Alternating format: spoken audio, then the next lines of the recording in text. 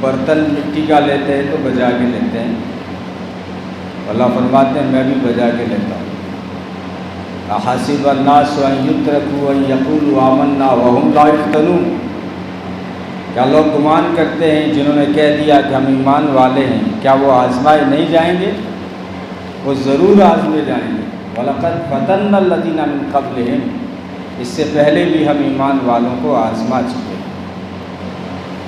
آزمائش آئے گی، لیکن آزمائشوں میں جو صبر کرے گا اور استقامت دکھائے گا پھر اللہ کی مدد بھی اس کے ساتھ شامل ہو جائے گی۔ ان الذین قالوا ربنا اللہ ثم استقاموا تتنزل علیہم الملائکہ، جنہوں نے کہہ دیا کہ ہمارا رب اللہ ہے، ہمارا داتا اللہ ہے، ہمارا مشکل کشا اللہ ہے، بگڑی بنانے والا اللہ ہے، مرادیں پوری کرنے والا اللہ ہے، بارشیں برسانے والا اللہ ہے، کام بنانے والا اللہ ہے، جس نے یہ دعویٰ کیا صرف کہہ نہیں دیا ایک بار، ثم استقاموا، پھر اس کے اوپر جم گئے، استقامت دکھائی۔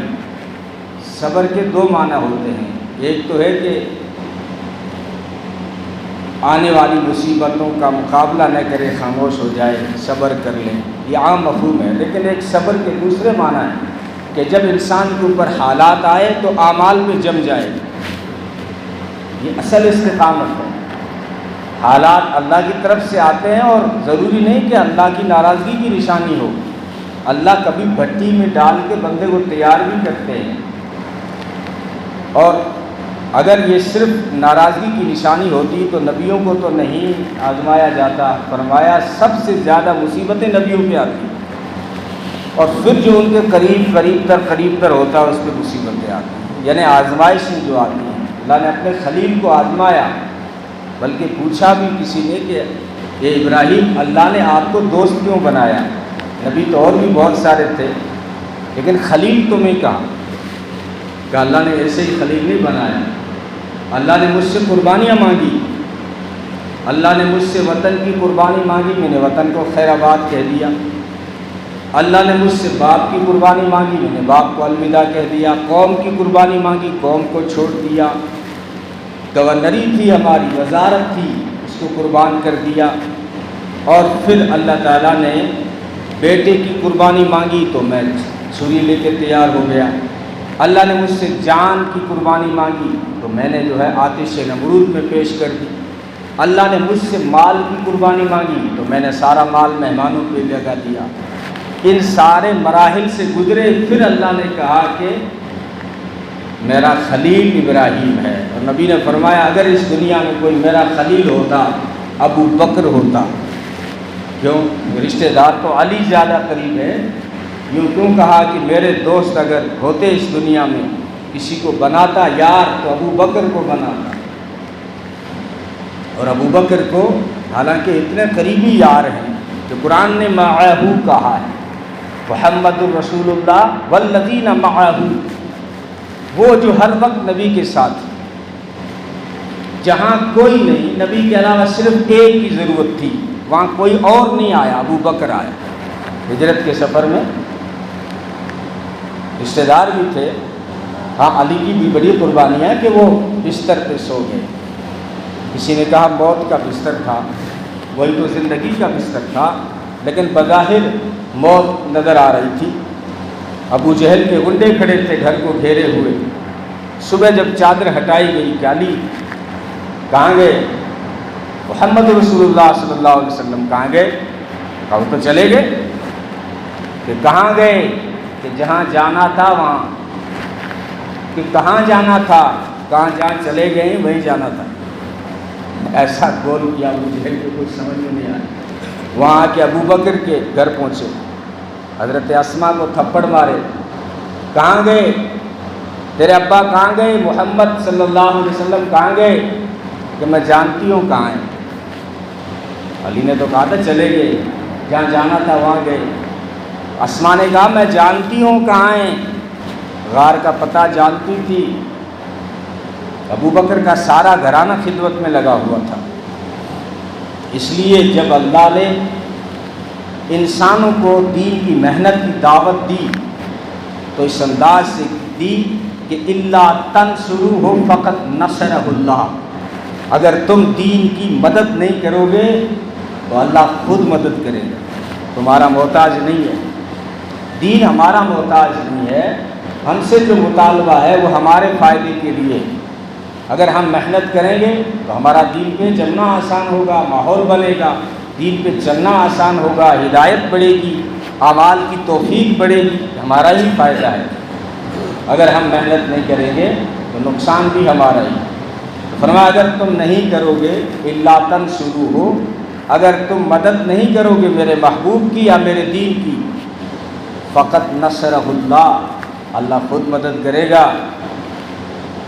تم نے تھوڑی مدد کی تھی جب میرا محبوب ہجرت کر رہا تھا، کری ہو تو بتاؤ کسی۔ ابو بکر کو چھوڑ کے خدا بات کر رہے ہیں، کتنا بڑا احساس ہے۔ یہاں ابو بکر کو استثناء ہے، ابو بکر کو یہ خدا بات نہیں کہہ رہے، باقی سب سے کہہ رہے ہیں کہ تم نے کب مدد کی تھی؟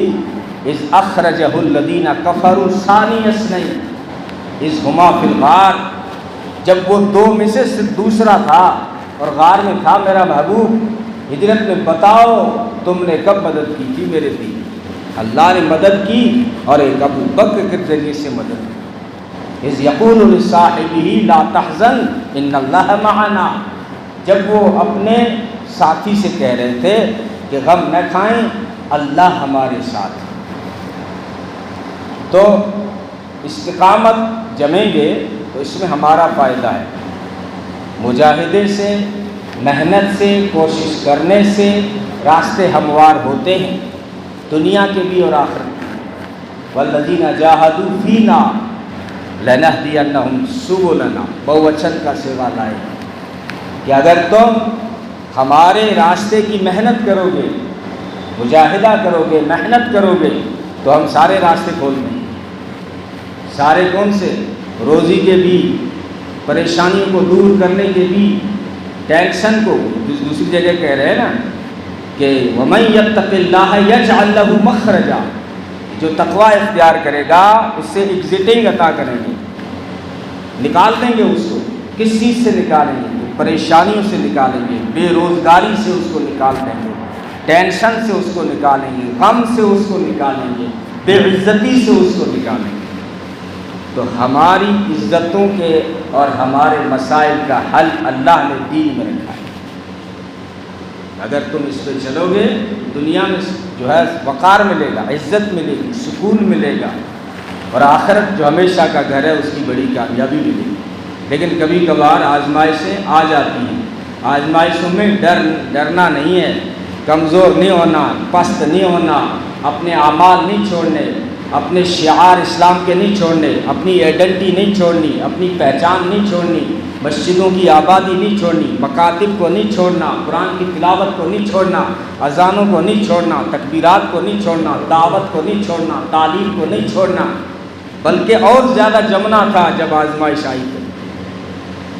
جم جاؤ گے تو پھر اللہ کی مدد کا وعدہ ہے، اور اللہ کی مدد جس کے شامل حال ہو جاتی ہے نا، اگر چونٹی کے ساتھ شامل حال ہو گئی وہ چونٹی ہاتھی پہ بھاری پڑ جاتی ہے۔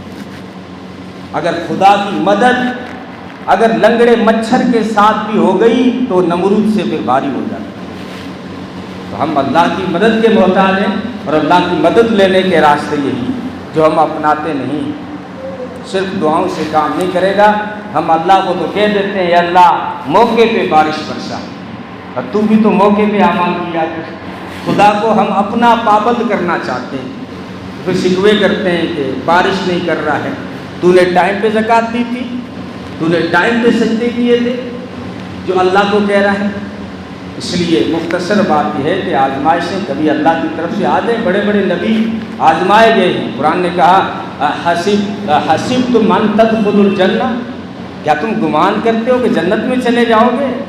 حالانکہ ابھی وہ حالات نہیں آئے جو تم سے پہلے لوگوں پر آئے تھے۔ مستھم البأساء والضراء وزلزلوا حتى يقول الرسول والذین آمنوا معه متى نصر اللہ۔ ایسے حالات آئے تھے، ایسی سختیاں آئی تھی لوگوں پر، ایسی تکلیفیں آئی تھی کہ وہ ہلا دیے گئے تھے۔